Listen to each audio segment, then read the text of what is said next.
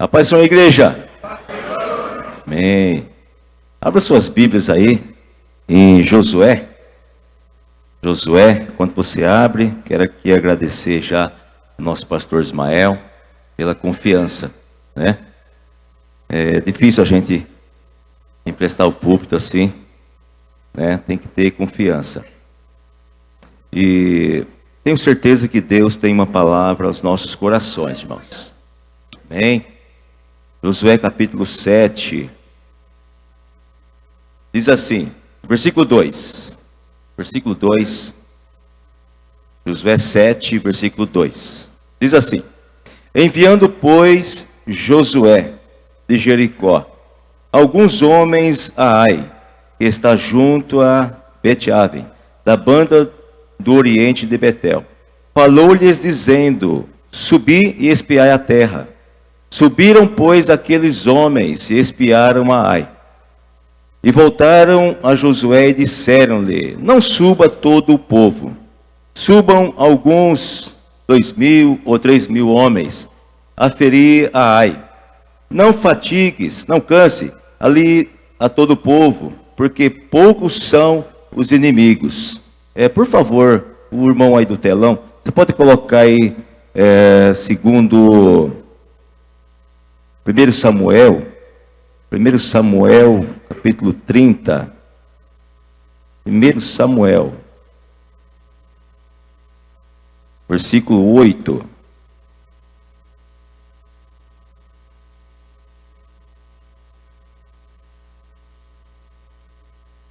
Primeiro Samuel 38.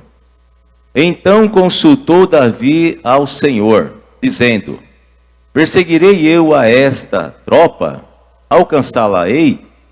E lhe disse: persegue-a, porque de certo alcançarás, e tudo libertarás. Podem sentar, irmãos.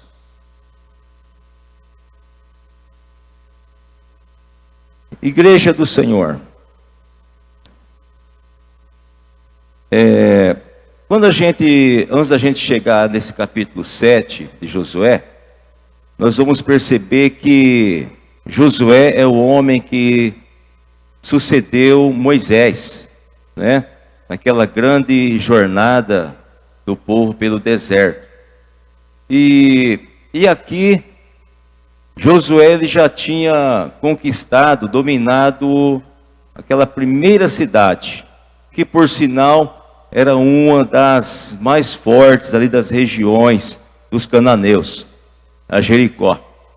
E a gente percebe aqui, irmãos, que quando a gente chega no capítulo 7, a gente vai perceber que Josué, ele envia 2 espias a olhar, né? A espiar, a investigar aquela cidadezinha de Ai. E a gente percebe que ele vai sofrer uma grande frustração. A gente percebe então que esses homens, eles voltam e traz o relatório a Josué, dizendo: olha, Josué, não precisa você cansar todo o nosso exército. Nosso exército ainda está um pouco cansado, esteve batalhando lá contra Jericó.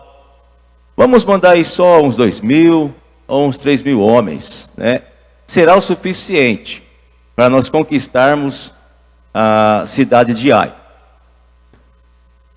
Mas a Bíblia nos diz aqui, irmãos, que Josué enviou 3.000 homens. Mas a gente percebe aqui que no relatório bem curto, mas dá para a gente entender, que Israel, ele sofre uma grande frustração. Eles perdem alguns homens, eles passam vergonha, o pavor que estava sobre os cananeus agora atinge Israel. Vocês se lembram quando os espias chegaram lá na casa de Raabe, e Raabe apresentou lá um relatório para os espias, dizendo que os cananeus estavam apavorados, né? Porque ouviu falar o que Israel realizou através do seu Deus, atravessando o Mar Vermelho, vencendo aqueles 2 exércitos fortes, né? Então os cananeus estavam apavorados. Mas aqui a gente percebe que o negócio vira. E a gente vai perceber aqui no texto uma coisa. Josué, quando vai batalhar contra Jericó, ele recebe instruções de Deus, ou seja, ele vai orar. Ele vai sob a orientação de Deus.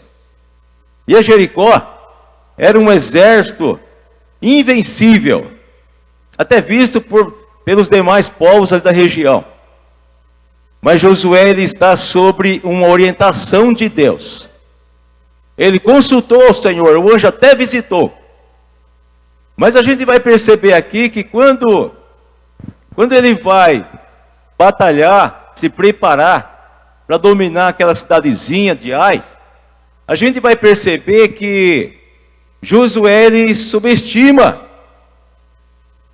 aquele pequeno povo.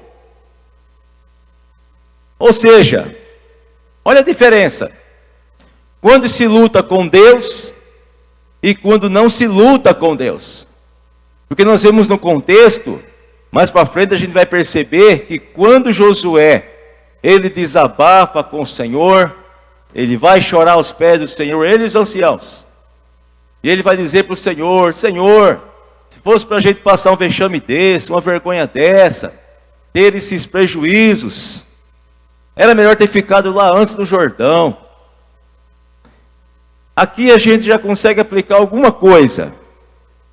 De repente, irmão, você se frustrou com alguma coisa na sua vida que você projetou, saiu até do papel, você realizou na prática, mas você percebe que você não prosperou. Teve a consulta ao Senhor? Você orou ao Senhor? Mas pastor, essa decisão que eu precisava tomar era uma coisa simples. Com os meus recursos, com a minha sabedoria, com o meu jeito de fazer, não precisava nem consultar ao Senhor. Irmãos, nós subestimamos. Josué, quando ele foi batalhar contra Jericó, ele fez tudo certinho. Olha Josué, logo coloca o sacerdote, dá aquelas voltas nos muros, faz tudo certinho. Quando chegou o dia, no 7º dia lá, Deus deu vitória a Josué. E por que agora não deu vitória? Porque Josué não orou, mas pastor, a culpa não estava em Josué, de certa forma estava. A culpa estava em Acã, um dos seus homens. Mas de certa forma, Josué errou. Josué fez com que todo o povo, todo o seu exército passasse por aquele vexame. Você vai perceber quando ele ora, quando ele vai buscar o Senhor. Aí Deus fala com ele, ô Josué, tem algo aí, Josué, no meio do povo que precisa ser corrigido. Tem algo aí, Josué, que precisa ser alterado. Irmãos, é como se Deus quisesse dizer assim para Josué, Josué, se você tivesse falado comigo antes, você não estava passando essa depressão agora. Talvez você está dizendo, puxa vida, eu não consegui alcançar o meu objetivo. Talvez você está dizendo, não é para mim. Isso aí é para os outros, menos para mim. Eu não tenho capacidade. Não sou inteligente o suficiente. Irmão, você é inteligente, irmão. Quem tem o Espírito Santo correndo em suas veias, é inteligente. Nós andávamos como ovelhas desgarradas quando não tínhamos o Espírito Santo. Mas hoje você tem. Sabe o que é que está faltando, irmão? É consultar ao Senhor. É orar ao Senhor. Tá certo que Deus fala com Josué: ó Josué, aonde você pisar a planta do seu pé, eu vou dar. Mas irmão, precisava consultar o Senhor, precisava receber de Deus as estratégias. Não podia ser do jeito de Josué. Sabe por quê? Nós não obtemos êxito porque nós queremos fazer do nosso jeito. Josué, querendo fazer do seu jeito, não consultou, fez do seu jeito. O que a gente percebe lá? Não teve sucesso naquela batalha. Deixa eu te falar uma coisa aqui. Pegar um texto aqui paralelo. Quando a gente vai lá para Davi, quando ele chega de uma batalha, que na verdade ele não teve batalha, né? O rei Aquis liberou ele da batalha. Mas quando ele chega em Ziclag, junto com seus homens, com seu povo, a Bíblia vai dizer ali que Davi não encontra ninguém, não encontra família, não encontra criança chorando, não encontra seus avós, os bichinhos, não encontra nada, só encontra casas queimadas. E a Bíblia vai dizer ali, irmãos, que Davi, ele chorou tanto, ele e os homens, que não houve mais força neles. Ficaram todos deprimidos. Mas uma coisa me chama a atenção ali, igreja. Para Deus agir, a circunstância não precisa ser favorável. Não precisa ser favorável. Para Josué, a circunstância era favorável? Era favorável.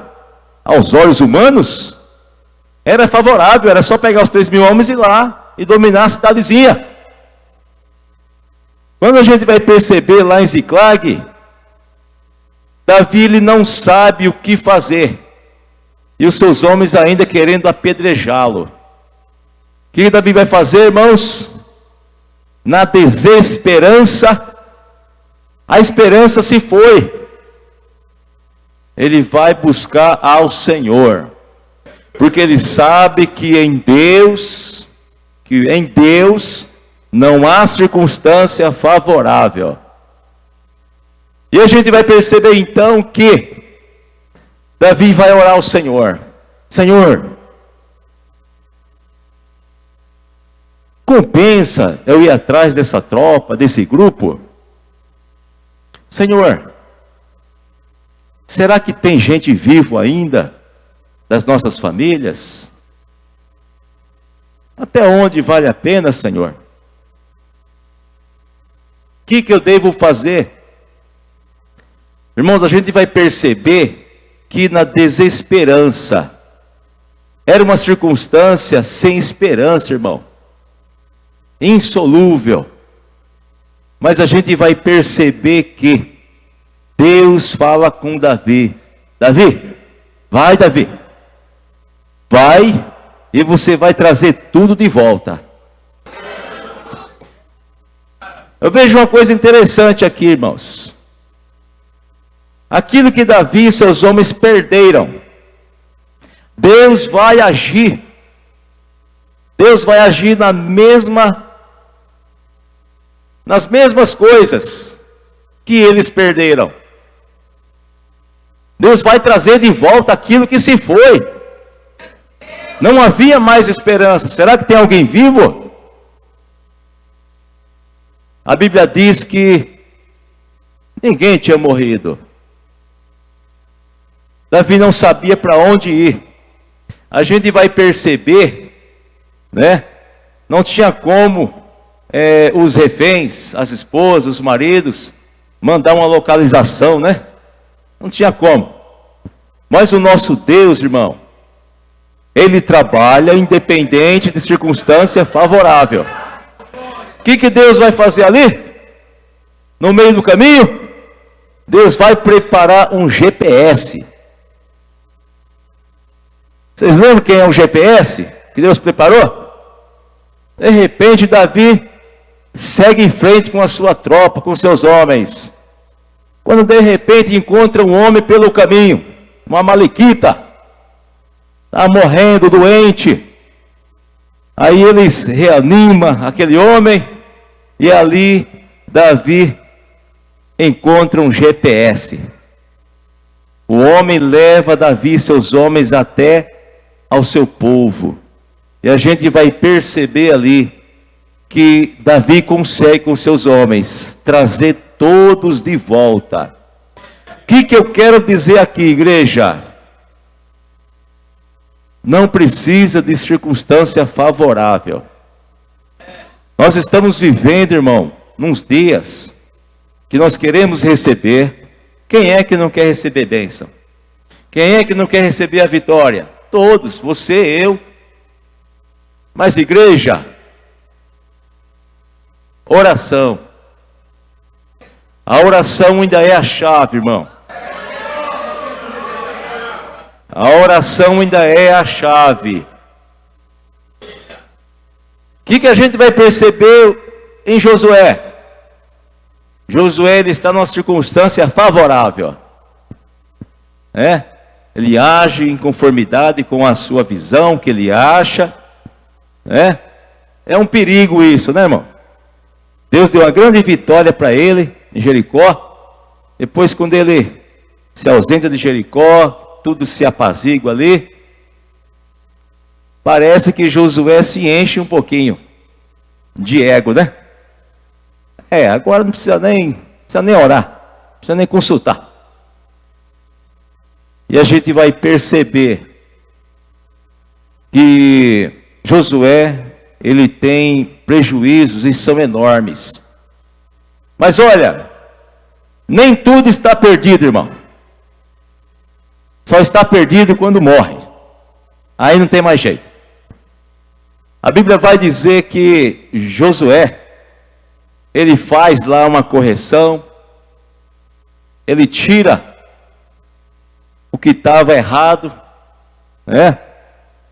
ou seja, ele tira o Acã do meio da jogada, e ele volta a orar ao Senhor. Agora ele vai fazer direito, agora ele vai consultar ao Senhor. Lá no capítulo 8, versículo 1, nós vamos perceber que Josué, ele vai orar ao Senhor. Agora é Deus que está entrando em cena. Agora é Deus que está agindo em favor de Josué. Deus dá até as estratégias, como fazer as emboscadas.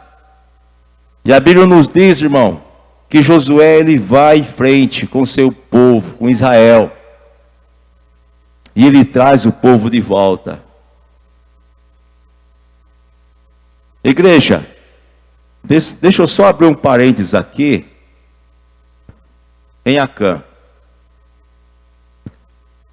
Eu fiquei até confrontando assim com o contexto, mas Deus não podia tratar com Josué, com Acã, ali no processo ainda de Jericó. Deus poderia tratar. Mas o que a gente percebe? Deus dá vitória para o povo na conquista de Jericó. Sabe o que eu vejo aqui? Acã, ele pega lá uns pertences que, na verdade, era do Senhor, né? Ouro, prata, era tudo consagrado ao Senhor. O que eu vejo aqui, igreja? Deus, ele deu uma corda para Josué e o povo. Deus, ele nos dá uma corda, você sabia? De repente nós pensamos, nós achamos que está tudo certinho. Estamos caminhando, não estamos orando, mas parece que está tudo certinho, né? Quando não está. Igreja, o pecado é assim, irmãos, ele vai minando as nossas vidas aos pouquinhos. E Deus, ele vai dando corda. Deus foi tratar desse problema lá na frente. Quando Josué, foi se projetar, foi se programar para atacar Ai. Você se lembra de Sansão? Sansão, ele caiu de uma vez? Não. O pecado foi minando aos poucos de Sansão. Sansão não era para tomar bebida forte, tomou, começou a se envolver. Primeira coisa, já começou num jugo desigual. Tomando bebida forte, não podia tocar em cadáver, pegou um favo de mel lá do meio de uma carcaça de leão, e por aí ele foi saindo aos poucos. A desobediência foi minando aos poucos a vida dele. A gente precisa tomar cuidado, irmãos. Eu estava lendo um versículo na leitura oficial de Cantares. Igreja, a gente precisa tomar cuidado com as raposinhas. As raposas grandes a gente vê, né? A gente detecta. É fácil desviar delas, né? Mas aqueles probleminhas pequenos, aquelas velhas manias pequenas, que a gente acha que não tem problema, é o perigo. E eu vi lá na leitura que a noiva, ela pede para o rei, pede para o seu amado tirar as raposinhas, porque não se dava importância quando a vinha estava com flores, não se dava importância para as raposinhas. Raposinhas são bonitinhas, né? São fofinhas. Não se dava tanta importância. Ignoravam totalmente, até que elas minavam as vinhas. Minando as flores, não tinha fruto, não tinha uva. Precisamos tomar cuidado, igreja. Precisamos vigiar. E junto com a vigilância, a oração. Porque é na oração, igreja, que nós vamos encontrar o discernimento. É na oração que nós vamos conseguir desviar do pecado. Tem muitas coisas hoje que os crentes não sabem se é certo, se está certo, se está errado. Irmão, junto com a palavra, oração. A oração precisa fazer parte de nossas vidas. E olha, quer prosperidade na sua vida, irmão? Quer prosperidade no casamento? Oração. Você ora pelo casamento? Que isso, pastor? O casamento é só diálogo, só conversa, sim, mas você leva aos pés do Senhor a sua vida conjugal? Precisamos fazer isso. Precisamos estar orando. Por tudo nós temos que orar e apresentar ao Senhor. De repente, irmão, nós contamos só com os nossos recursos. Contamos só com a nossa sabedoria. É um perigo quando o nosso ego, ele sobrepõe. É um perigo. José poderia ter evitado todo aquele transtorno. Ele teria uma tarefa, né? Porque Deus ia falar com ele.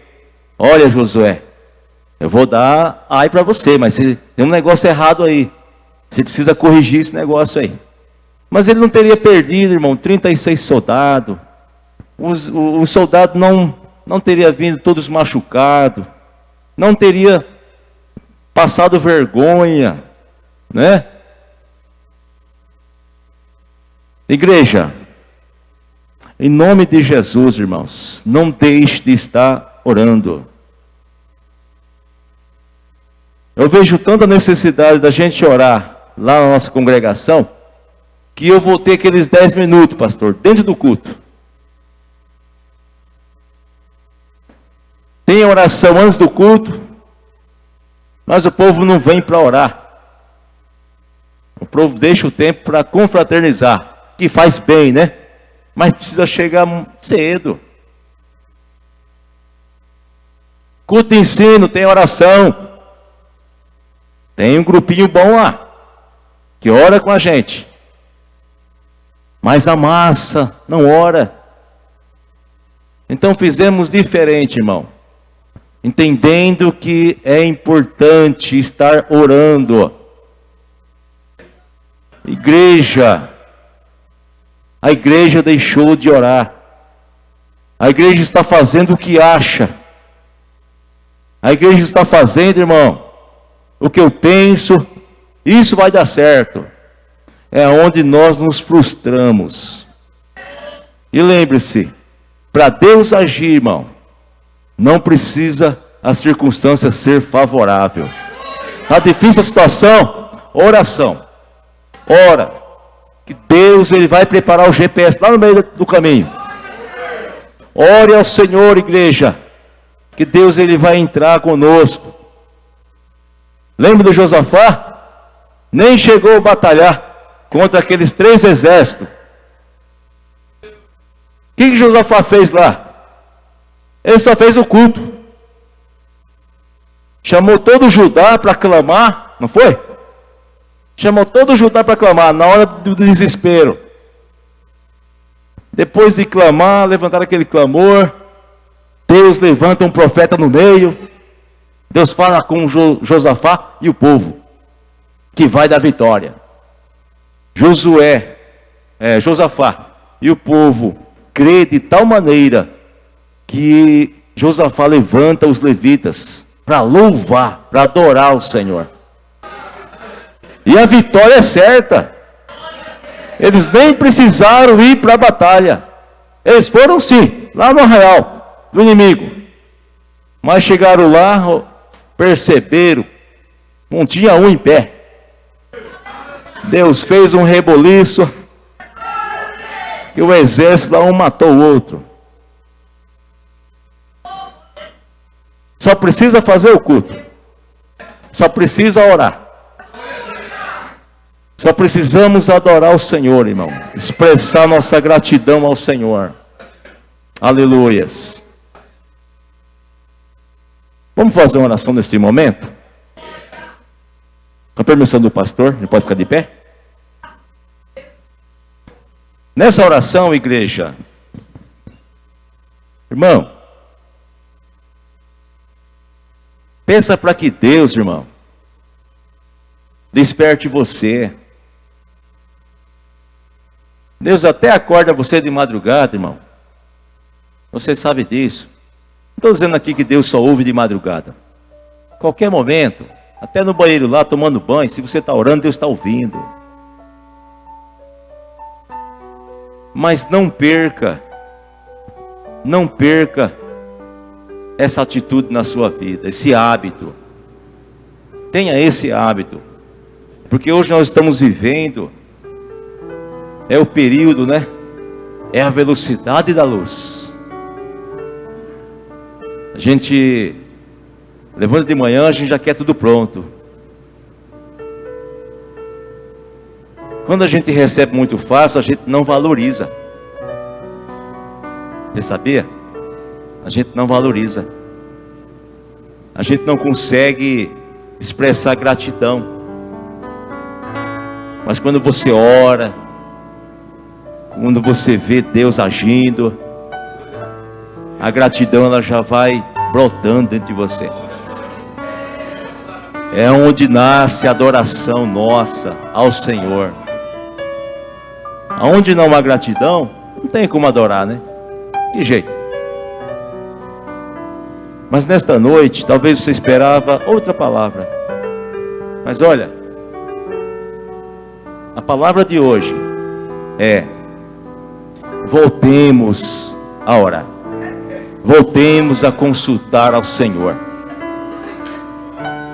Josué foi consultar. Não era tarde. Deus deu a mesma vitória. Olha lá. Vamos orar, igreja? Senhor nosso Deus, nosso Pai, neste momento, Senhor, eu peço a tua graça, peço a tua misericórdia. Deus,